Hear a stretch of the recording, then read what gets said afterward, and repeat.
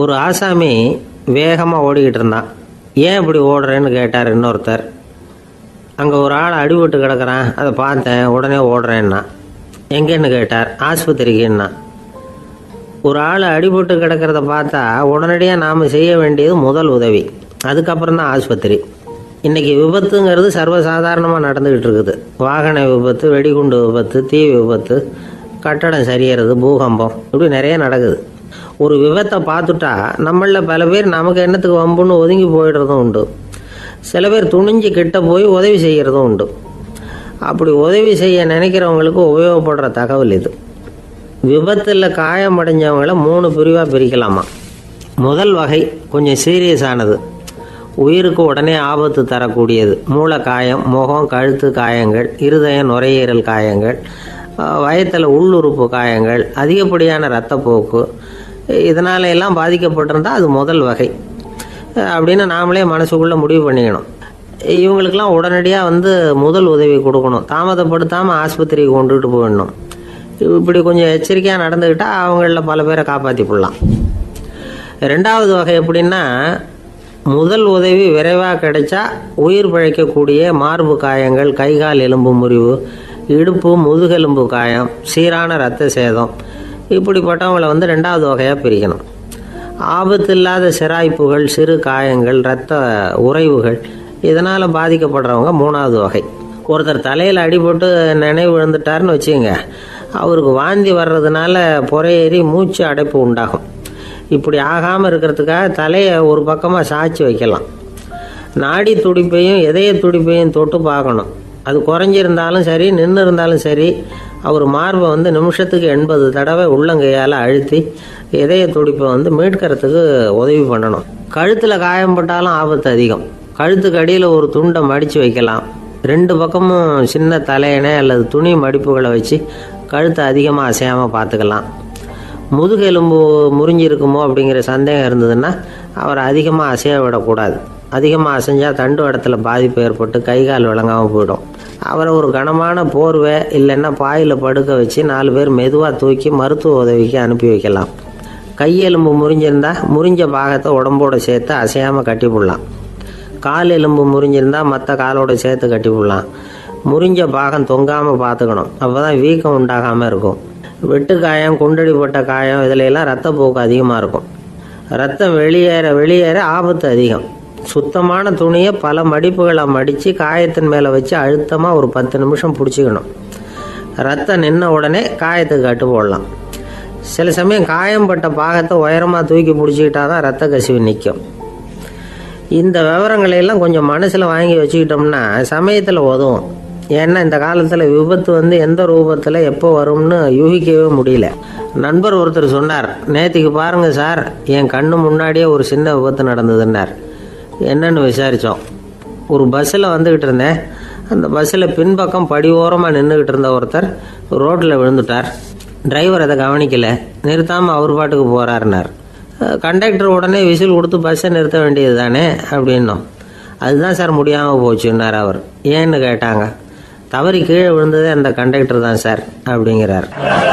ஒரு நாள் ராமர் அரசவையில் உட்காந்துருக்கிறார். ராமராஜ்யம் நடந்துக்கிட்டு இருந்த நேரம். அந்த சமயத்தில் ஒரு நாய் அரச சபைக்கு வந்துதான். அது தலையில் அடிபட்டு ரத்தம். அந்த கோலத்தில் அது அங்கே வந்தது. எல்லாரும் ஆச்சரியமாக அதை பார்த்தாங்க. ராமரும் அந்த நாயை பார்த்தார். நீங்கள் வந்த காரியம் என்ன நடந்தது, எதுவாக இருந்தாலும் பயப்படாமல் சொல்லு அப்படின்னார். உடனே அந்த நாய் மெதுவாக சொல்ல ஆரம்பிச்சுதான். ஐயா, நான் தெருவில் போய்கிட்டு இருந்தேன். வழியில் ஒருத்தர் வந்தார். அவர் வேத சாஸ்திரம்லாம் படித்த பெரியவர். அவர் எந்த காரணமும் இல்லாமல் அவர் கையில் வச்சுருந்த குச்சியால் என் தலையில் அடிச்சுட்டார். அதுதான் தலையில் ரத்தம். இதை நீங்கள் விசாரித்து தகுந்த தீர்ப்பு வழங்கணும் அப்படின்னு தான் அந்த நாய். ராமர் பார்த்தார். உடனே தன்னுடைய காவலர்களை அனுப்புனார். அந்த ஆளை எங்கே இருந்தாலும் போய் கொண்டுகிட்டு வாங்க அப்படின்னு விட்டார். காவலர்கள் போனாங்க. அந்த ஆளை பிடிச்சி கொண்டு வந்துட்டாங்க. அரண்மனைக்கு வா அப்படின்னு சொல்லி கூப்பிட்டுட்டு வந்துட்டாங்க. என்ன நடந்ததுன்னு விசாரித்தார் ராமர். அதுக்கு அந்த ஆள் சொன்னார், நான் வீதி வழியாக வந்துக்கிட்டு இருந்தேன். குறுக்க இந்த நாய் வந்தது. நான் அவசரமாக போய்கிட்டு இருந்தேன். இது எனக்கு வழி விடாமல் குறுக்க பூந்து இடைஞ்சல் பண்ணிச்சு. எனக்கு கோபம் வந்துட்டுது, அதனால் அடிச்சுட்டேன். வேத சாஸ்திரம் படித்த நான் என் வசம் இழந்து கோபப்பட்டது பெரிய தப்பு தான், அதை நான் ஒத்துக்கிறேன். குற்றத்தை ஒப்புக்கொள்கிறேன். எனக்கு என்ன தண்டனை கொடுக்கணுமோ அதை கொடுங்க, ஏற்றுக்கிறேன் அப்படின்னு விட்டார். சரி, இப்போ அந்த ஆளுக்கு தண்டனை கொடுக்கணும். என்ன தண்டனை கொடுக்கறது யோசனை பண்ணார் ராமர். அதையும் அந்த நாய்கிட்டே கேட்டார். நீயே சொல்லு, என்ன தண்டனை கொடுக்கலாம் இவருக்கு அப்படின்னார். இதுக்கு அந்த நாய் என்ன சொல்லிச்சு தெரியுமா?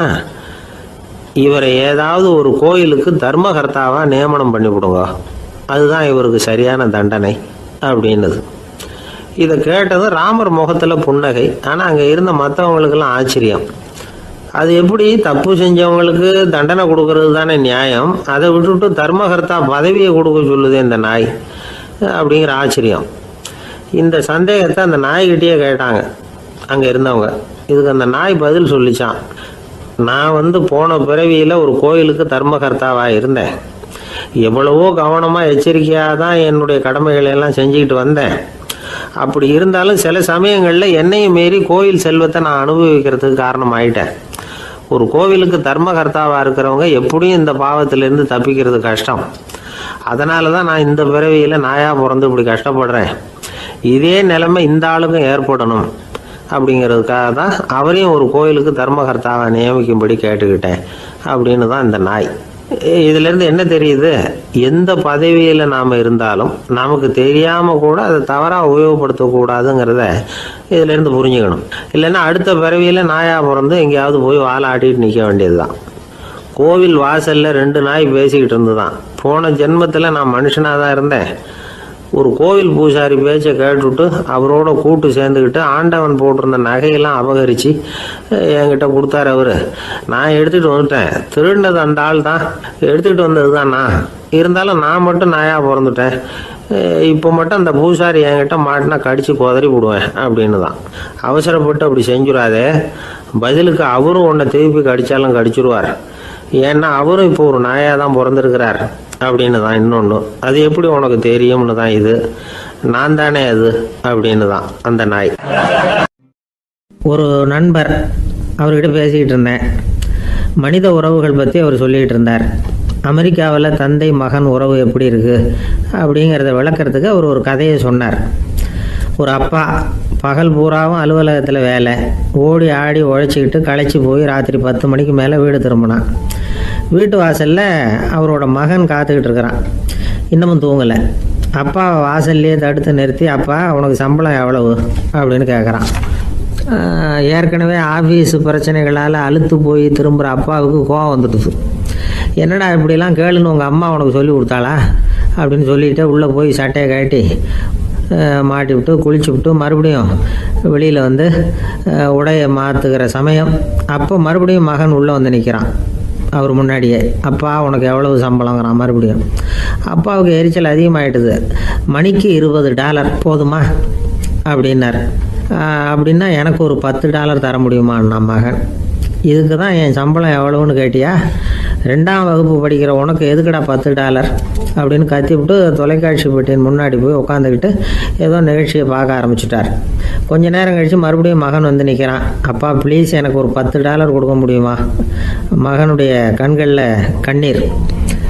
என்னடா அவன் கண்ணீரை காட்டி காரியம் சாதிக்கலாம்னு பார்க்குறியா? ஒரு காசு கூட கொடுக்க மாட்டான் போ அப்படின்னு விரட்டி விட்டான்.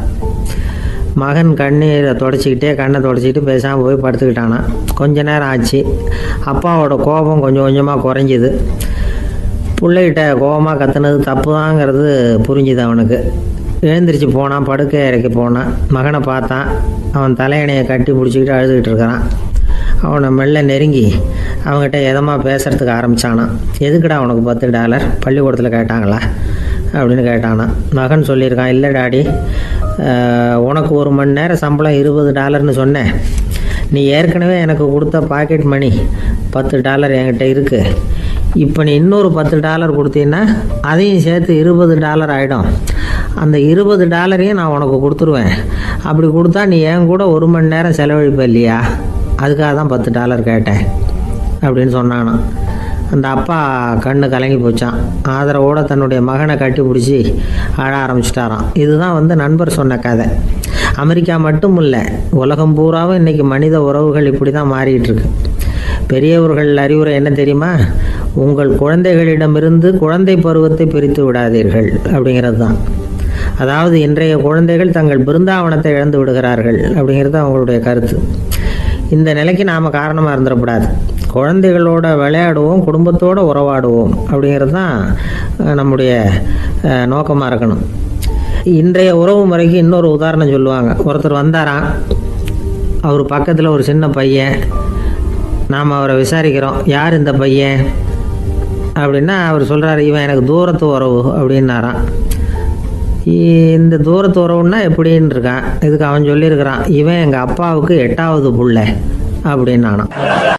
இந்த காலத்து புள்ள ஒருத்தன் தன்னோட அப்பாவை பார்த்து சொன்னான், அப்பா நான் உனக்கு உதவி செய்யலாம்னு நினைக்கிறேன், என்ன உதவி செய்யணும்னு சொல்லு அப்படின்னா.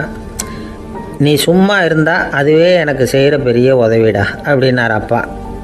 சும்மா இருக்கிறதும் ஒரு உதவி தான், அது மாதிரி மௌனமும் ஒரு சமூக சேவை தான் அப்படிங்கிறார் காஞ்சி பெரியவர்.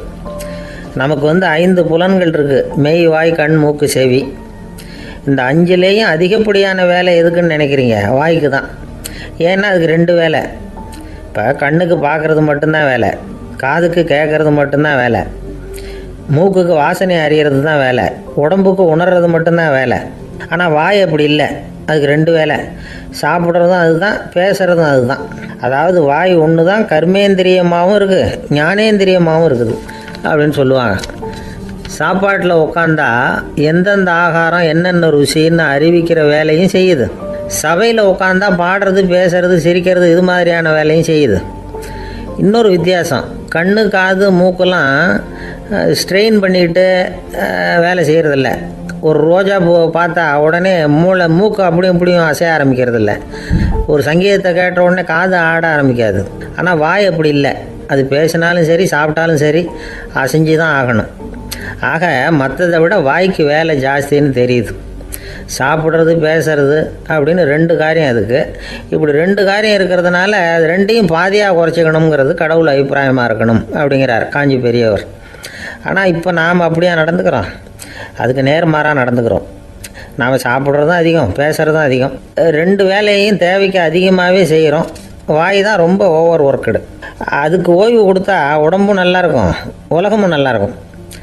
மௌன விரதம் இருக்கிறதெல்லாம் எதுக்காக நினைக்கிறீங்க? இதுக்காக தான். இந்த காலத்தில் மௌனமாக இருக்கிறவங்கெல்லாம் மகத்தான தொண்டு செய்கிறாங்க அப்படின்னு தான் சொல்லணும். சத்தம் அதிகமாக போய் தான் சவுண்டு பொல்யூஷன் வருது. அது மட்டும் இல்லை, மௌனமாக இருந்தால் சண்டை சச்சரவே வராது.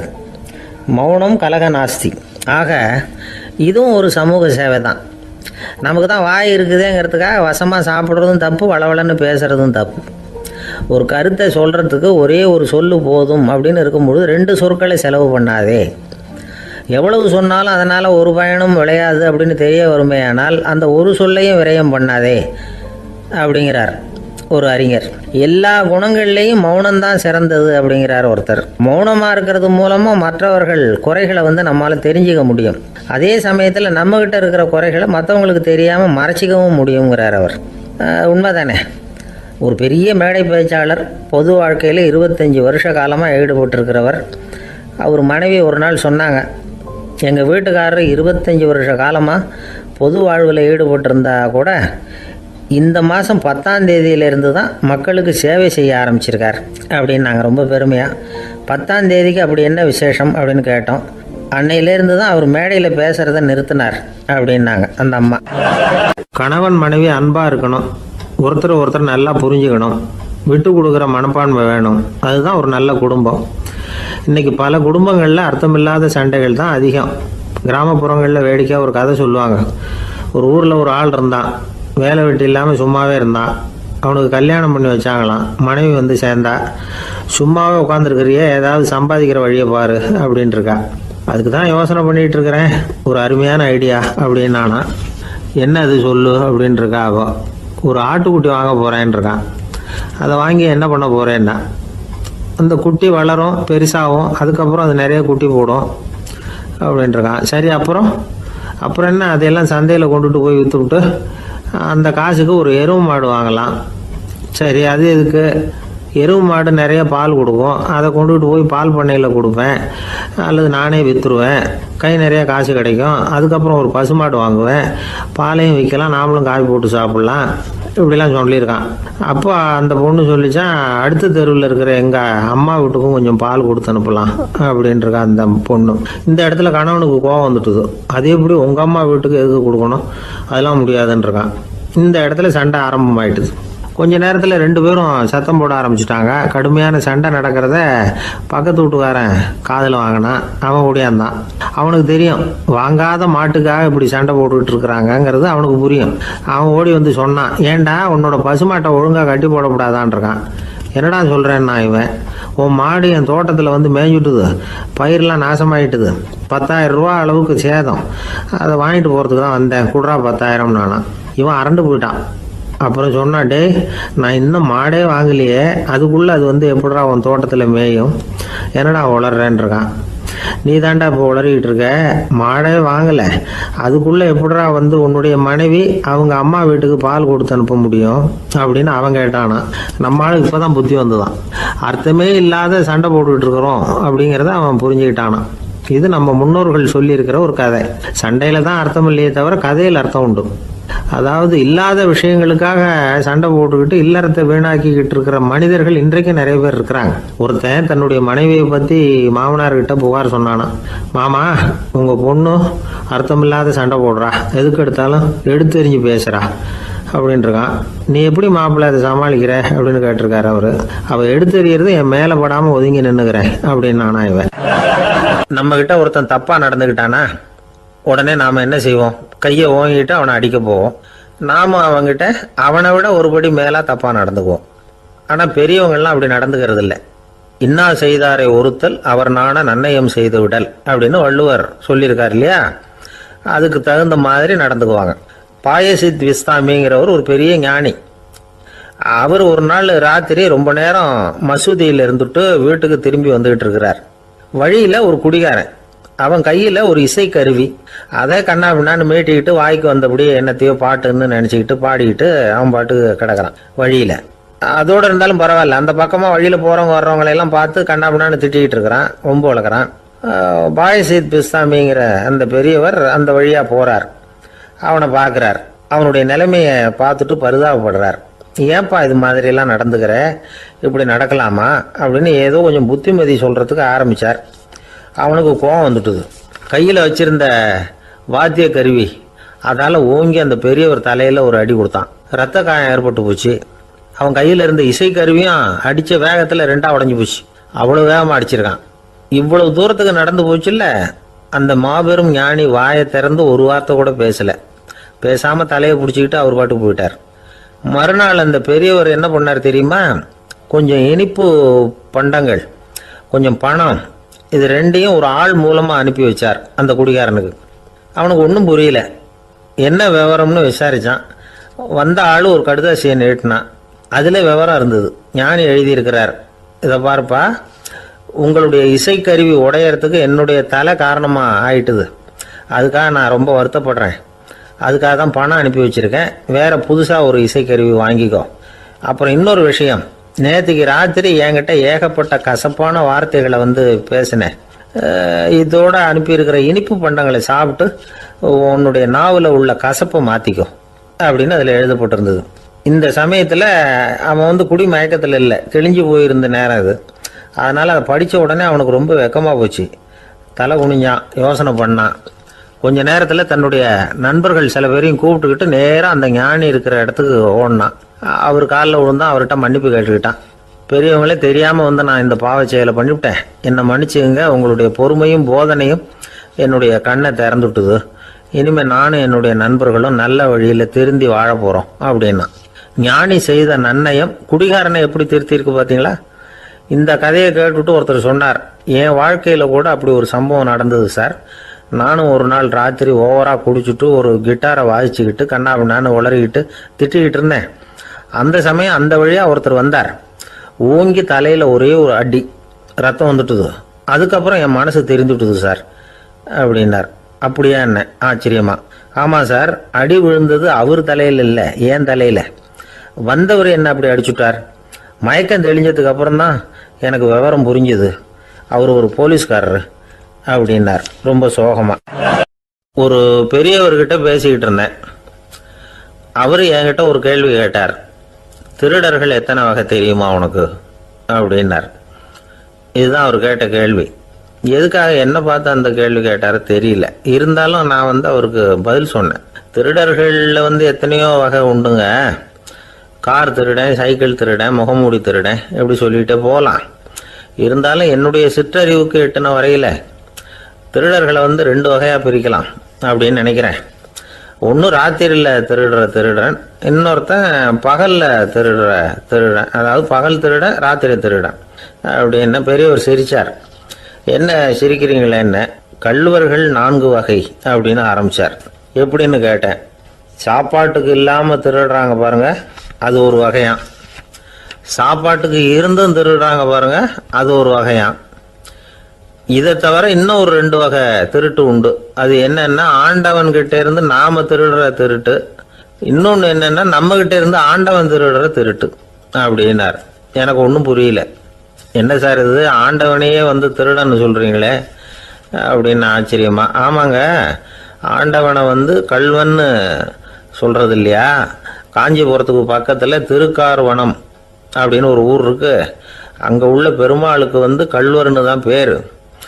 அது மட்டும் இல்லை, திருமங்கை ஆழ்வார் தம்முடைய திரு நெடுந்தாண்டகத்தில் கார்வனத்துள்ளாய் கல்வா அப்படின்னு தான் அழைக்கிறார் அப்படின்னு நிறைய உதாரணம்லாம் சொல்ல ஆரம்பித்தார்.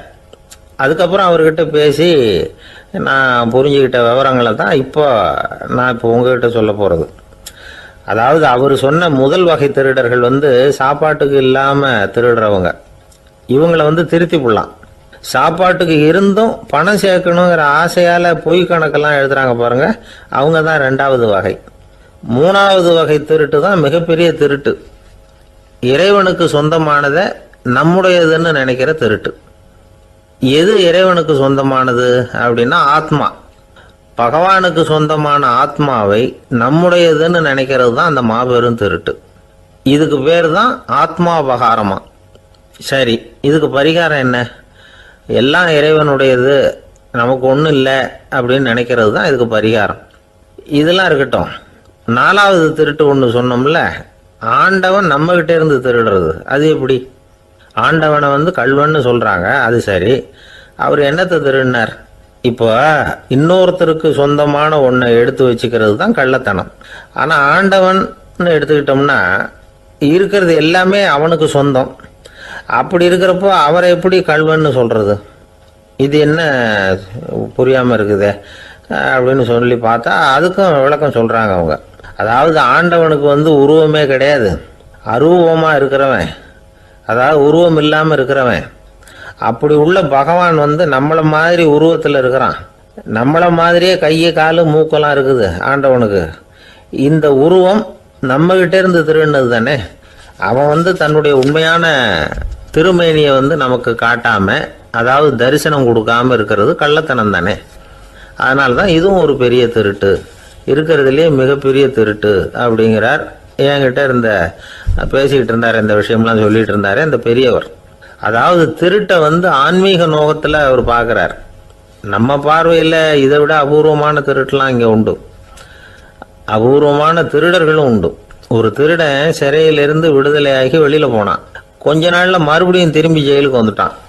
அப்போ சிறை அதிகாரி அவனுக்கு அறிவுரை சொன்னாராம். ஏன்பா இப்படி அடிக்கடி தப்பு பண்ணிவிட்டு ஜெயிலுக்கு வந்துடுறியே, உனக்கு சொந்த பந்தம் எதுவும் இல்லையா?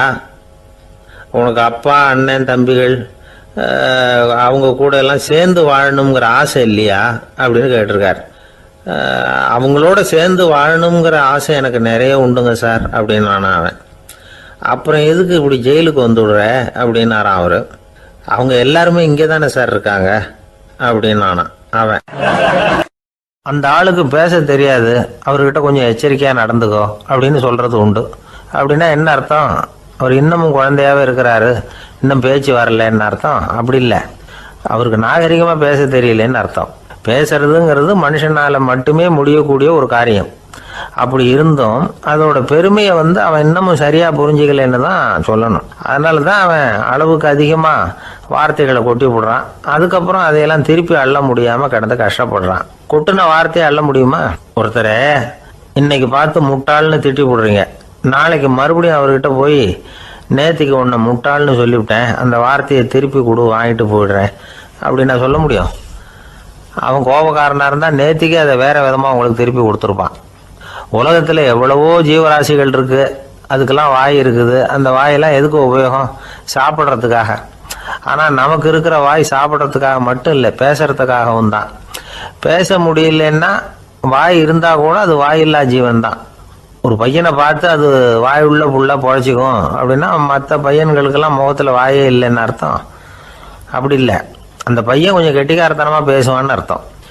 அதனால் எப்படி பேசணும் அப்படிங்கிறத நாம் முக்கியமாக தெரிஞ்சுக்கணும். இதுக்கு 8 விதமான குறிப்புகளை நம்ம பெரியவங்க சொல்லியிருக்கிறாங்க. பேச்சுக்கு 8 அங்கங்கள் உண்டு அப்படின்னு அவங்க சொல்கிறாங்க. அதெல்லாம் என்னென்ன அப்படின்னா, உண்மை, நன்மை, அன்பு, நிதானம், இனிமை, ஆழம், சமயமறிதல், சபையறிதல். இந்த 8 தன்மையும் பேச்சில் இருக்கணுமா. இதையே கொஞ்சம் விவரமா சில பேர் போர்டில் எழுதி வச்சிருப்பாங்க. அதாவது எழுத்துலையாவது அதெல்லாம் இருக்கட்டுமே அப்படின்னு நினைச்சு நீங்க கூட சில இடங்கள்ல இதை பார்த்துருக்கலாம். அதாவது உண்மையே பேசுக, நன்மையே பேசுக, அன்பாக பேசுக, நிதானமாக பேசுக, இனிமையாக பேசுக, ஆழமுடையதாக பேசுக, சமயமறிந்து பேசுக, சபையறிந்து பேசுக, இப்படி எழுதி வச்சிருப்பாங்க. இந்த 8 அம்சமும் சரியா பொருந்தி இருந்தாதான் அது பேச்சு. மற்றதெல்லாம் பேச்சாயிடாது. பேச்சு ஒரு சிறந்த கலை. எல்லாத்தையும் விட பேசாம இருந்தும் பழகணும், அது ரொம்ப முக்கியம். உண்மையே பேசணும். சத்தியத்துக்கு மதிப்பு கொடுக்குறவங்கள தான் சரித்திரம் மதிக்கும். உண்மை பேசினா மட்டும் போதாது, அந்த உண்மையில நன்மை கலந்துருக்கணும். கொலைகாரனுக்கு பயந்துக்கிட்டு ஒருத்தன் உங்க வீட்டுக்குள்ள ஒளிஞ்சிருக்கிறான். அந்த முரட்டு ஆசாமி கையில அரிவாளோட அவன் இங்க வந்தானான்னு உங்ககிட்ட கேட்கறான்னு வச்சுங்க. உண்மைதான் உயர்வு தரும் அப்படின்னு நினைச்சுக்கிட்டு, ஆமா உள்ளதான் இருக்கிறான், அடுப்பங்கரையில குதிருக்கு பின்னாடி உட்காந்துருக்கிறான், போய் பிடிச்சிட்டு போங்க அப்படின்னு நான் சொல்லுவீங்க? அது நன்மை இல்லாத உண்மை. அதனால பிரயோஜனம் கிடையாது. அதே மாதிரி உங்க பேச்சில் அன்பு இருக்கணும், நிதானம் இருக்கணும், இனிமை இருக்கணும், சிந்தித்து பேசணும், சமயம் அறிந்து பேசுறதும் முக்கியம். அதை பத்தி நமக்கு வேற யாரும் சொல்லிக் கொடுக்க வேண்டியதில்லை. எந்த நேரத்தில் யாருக்கிட்ட எப்படி பேசினா காரியம் நடக்கும் அப்படிங்கிறது நமக்கு நல்லா தெரியும். அது கைவந்த கலை. அவை அறிந்து பேசுற திறமை பேச்சாளர்களுக்கு ரொம்ப அவசியம். அது இல்லைன்னா நிலைமை பரிதாபமாயிடும். ஒரு பேச்சாளர் ரொம்ப மும்முரமா பேசிக்கிட்டே இருந்தாராம். ரொம்ப நேரம் நிறுத்தவே இல்லை, பேசிக்கிட்டே இருக்கிறார். சபையில் இருந்தவங்கலாம் ஒவ்வொருத்தரும் எழுந்திரிச்சு போய்கிட்டே இருக்கிறாங்க. கடைசியில் 2 பேர் தான் அக்கறையா பேசுகிறவரை கவனிச்சுட்டு உட்காந்துருந்தாங்களாம். மேடையில் பேசிக்கிட்டு இருந்தவர் அவங்கள பார்த்து சொன்னாராம், எனக்கு கூட்டம் முக்கியம் இல்லை, எவ்வளவு பேர் என் பேச்சை கேட்குறாங்க அப்படிங்கிறது முக்கியம் இல்லை. நீங்கள் 2 பேராவது ஊக்கமாக என்னை கவனிச்சுக்கிட்டு உட்காந்துருக்குறீங்க, அது போதும். உங்களுக்காகவே நான் பேசிக்கிட்டு இருக்கிறேன் அப்படின்னார். இதை கேட்டதும் உட்கார்ந்துருந்த 2 பேர்ல ஒருத்தர் எழுந்திருச்சு, அப்படி இல்லைங்க, நாங்கள் 2 பேரும் நீங்கள் பேசி முடிச்ச உடனே தொடர்ந்து பேச வேண்டிய ஆளுங்க, அதுக்காக தான் காத்துக்கிட்டு இருக்கிறோம், சீக்கிரம் முடிங்க அப்படின்னாங்களாம். ஒரு ஊர்ல ஒரு துறவி இருந்தார், புத்த சமய துறவி. அந்த ஊர் மன்னன் அவரை பத்தி கேள்விப்பட்டிருக்கான். ஒரு நாள் புறப்பட்டு போனா, துறவியின் பாதங்களை தொட்டு வணங்கினான். அதுக்கப்புறம் சொன்னான், ஐயா, நான் உங்களை அரண்மனைக்கு அழைச்சிட்டு போறதுக்காக வந்திருக்கிறேன், இனிமே நீங்க இங்க எதுக்கு இருக்கணும் அப்படின்னானா. அவன் மனசுக்குள்ள என்ன நினைப்புன்னா, இவர் எங்க வர போறாரு, நான் ரொம்ப எளிமையானவன், எனக்கு எதுக்கு அரண்மனை வாசம்னு சொல்லி விடுவார் அப்படின்னு நினைச்சிருக்கான். ஆனா அந்த துறவி என்ன பண்ணாரு தெரியுமா? அப்படியா, சரி போகலாம், வா, போய் உன் ரதத்தை கொண்டுட்டு வா, அரண்மனைக்கு போகும்பொழுது அதுக்கு தகுந்த மாதிரி ஆடம்பரமா போகணும் அப்படின்னு விட்டாரான். துறவி இப்படி சொன்னதும் அந்த மன்னனுக்கு மனசுக்குள்ள சந்தேகம் வந்துட்டுது. இவர் உண்மையிலேயே துறவி தானா, ஏமாத்து பேர் வழி மாதிரி தெரியுதே அப்படின்னு நினைச்சிருக்கான். இருந்தாலும் இனிமே என்ன பண்றது, சொல்லியாச்சு. ரதத்தை கொண்டுட்டு வந்தான். துறவி ஏறி உக்காந்தார். பக்கத்துல ராஜா, அவர் ரொம்ப உற்சாகமா வரார். இவன் ரொம்ப சோர்ந்து போய் வரான். துறவி மரத்தடியிலேயே வாழ்ந்து பழக்கப்பட்டவர், அரண்மனையில எளிமையா ஒரு இடத்துல உட்காந்துக்குவார் அப்படின்னு நினைச்சான். ஆனா அப்படி இல்லை. அரண்மனைக்கு வந்த உடனே அந்த துறவி அதை கொண்டுட்டு வா, இதை கொண்டுட்டு வான்னு சொல்லி உத்தரவு போட ஆரம்பிச்சுட்டார். அரண்மனையில இருந்தா அரசனை மாதிரி இருக்கணும் அப்படிங்கிறார். ராத்திரி பூரா சௌரியமாக தூங்கினார். பகலில் அரண்மனை தோட்டத்தில் உலாவ வேண்டியது, நீச்சல் குளத்தில் குளிக்க வேண்டியது, இப்படியே பொழுது போக்கிட்டு இருக்கிறார். அந்த அரண்மனையில் துறவி மகிழ்ச்சியாக இருக்கிறார். மன்னனால் அப்படி இருக்க முடியல. அவருக்கு எந்த கவலையும் இல்லை, இவனுக்கு அரசாங்க கவலைகள். துறவி அப்படி இருக்கிறத இவனால் தாங்கிக்க முடியல. ஒரு நாள் அவர்கிட்டயே போய், நான் உங்ககிட்ட கொஞ்சம் பேசணும் நானா. துறவி பார்த்தார். நான் இந்த அரண்மனைக்கு வரும்பொழுதே நீ என்னமோ என்கிட்ட கேட்கணும்னு நினைச்ச. ஏன் கால தாமதம்? நீ அனாவசியமாக உன்னையே தொந்தரவு பண்ணிட்டு இருக்கிற. நீ கவலையா இருக்கேங்கிறது எனக்கு புரியுது. நான் மரத்தடியில் இருந்தப்போ கூட என்னை அடிக்கடி சந்திச்சுக்கிட்டு இருப்ப. ஏதாவது விளக்கம் கேட்கறது உண்டு. இங்கே வந்த பிறகு என்னை சந்திக்கிறது கூட அபூர்வமாக போயிட்டுது. நீ இப்போ என்ன கேட்க போறேங்கிறது எனக்கு தெரியும், இருந்தாலும் கேளு அப்படின்னாராம். வேற ஒன்றும் இல்லைங்க, இப்போ உங்களுக்கும் எனக்கு என்ன வித்தியாசம்? 2 பேரும் அரண்மனையில் தான் இருக்கிறோம். நீங்கள் மகிழ்ச்சியாக இருக்கிறீங்க, நான் அப்படி இருக்க முடியல. இவ்வளவுக்கும் நீங்கள் முன்னாடி இருந்தது மாதிரி இல்லை. தினமும் தங்க தேர் கேட்குறீங்க, உயர்தரமான ஆடைகள் அணிகிறீங்க, சுவையான சாப்பாடு. இப்படி இருக்கிறப்போ உங்களுக்கு எனக்கு என்ன வித்தியாசம்? இதுதான் மன்னனுடைய கேள்வி. இதுக்கு பதில் சொல்கிறேன், என் கூட புறப்பட்டு வா, இந்த நகரத்துக்கு வெளியில் போவோம் அப்படின்னு சொல்லி அரசனை கூப்பிட்டுக்கிட்டு ஊர் எல்லைக்கு சேர்ந்தார் துறவி. அங்கே போய் சொன்னார், இதை பாருப்பா, இந்த இடத்த தான் தேடிக்கிட்டு இருந்தேன். இனிமே நான் திரும்பி வர போறதில்ல. நீ என்னோட வர்றியா திரும்பி போறியா அப்படின்னார். நான் எப்படிங்க உங்க கூட வர முடியும்? என்னுடைய நாடு, என்னுடைய சொத்துக்கள், மனைவி, மக்கள் எல்லாத்தையும் விட்டுட்டு எப்படிங்க வர்றதுன்னா. இப்போ அந்த துறவி சொன்னார், இப்போ வித்தியாசத்தை தெரிஞ்சுக்கிட்டியா? நான் அரண்மனையில் இருந்தேன், எல்லா வித பொருள்களும் உடையவனா இருந்தேன். ஆனால் எதையும் சொந்தம் கொண்டாடுறவனா இருக்கல. ஆனால் நீ அப்படி இல்லை, எல்லாத்தையும் சொந்தம் கொண்டாடிக்கிட்டு இருக்கிற. இதுதான் நமக்குள்ள வித்தியாசம் அப்படின்னு சொன்னார். அரண்மனை ஆடைகளை அப்படியே கலைஞர் அரசங்கிட்ட கொடுத்தார். உன்னுடைய ஆடைகளை நீயே வச்சுக்கோன்னார். அவர் பாட்டுக்கு நடந்து போனார், திரும்பியே பார்க்கல.